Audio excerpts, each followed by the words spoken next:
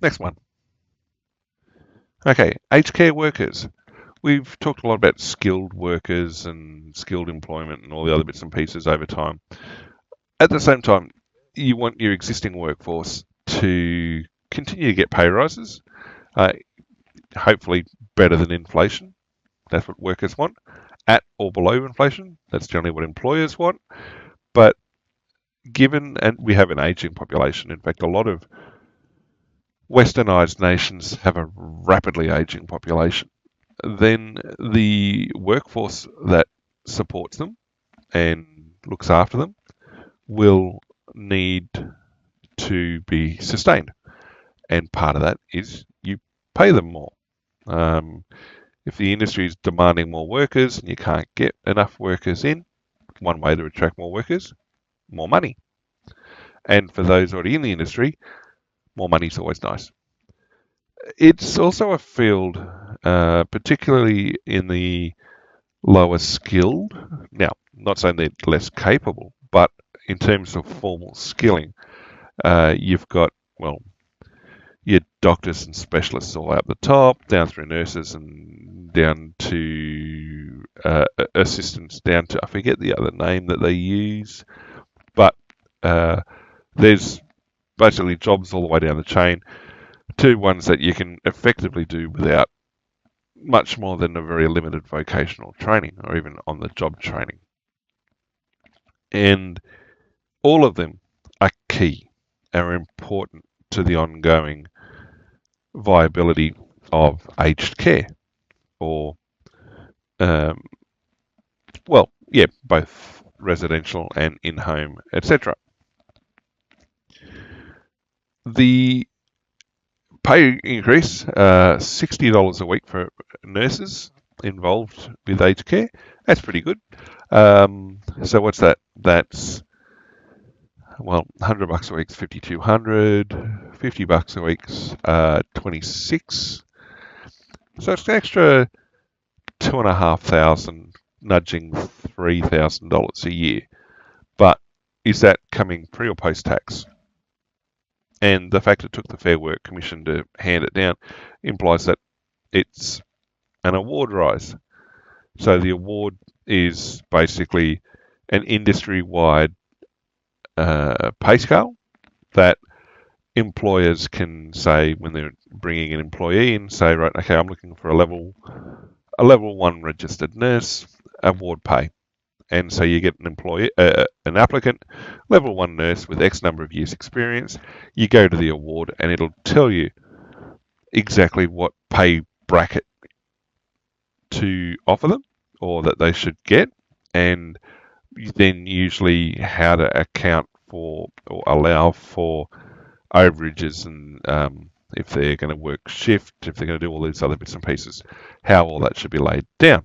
It's a great idea because it means that employees can move within the industry from vendor to employer to employer. They can move within the country and have an understanding of what sort of viability their job entails, what sort of pay they're going to see. Now, that might say a little bit more for regional or less, depending on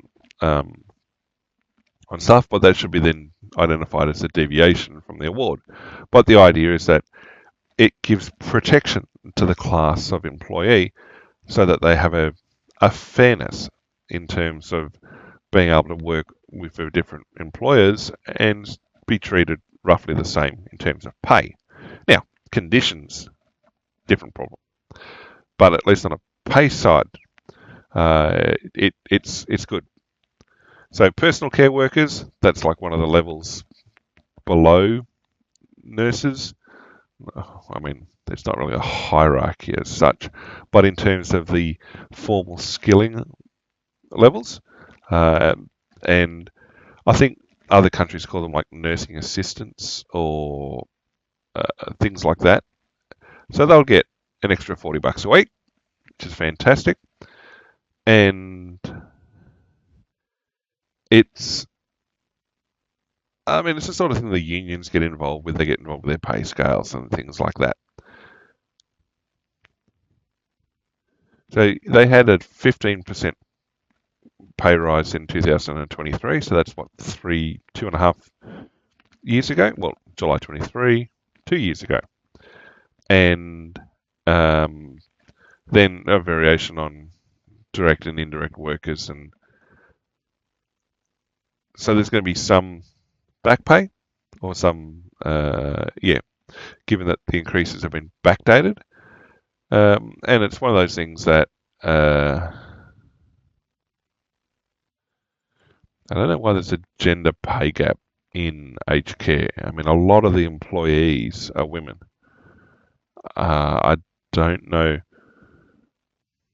I honestly cannot think of an example in aged care where there's a pay differential for equivalently qualified employees in the same role. Like I said, people are paid according to award, and the award, as far as I'm aware, makes no differentiation based on sex. So it's an undervaluation of care, and then so an undervaluation of the work. That's certainly an issue, as in people have historically seen working in aged care as a low-paying role compared to other equivalent functions elsewhere, but and largely delivered by women. It's great that the wages are being picked up, but yeah, I don't see how that plays into the gender pay gap. Anyway, it's good to see. Certainly good to see an increase.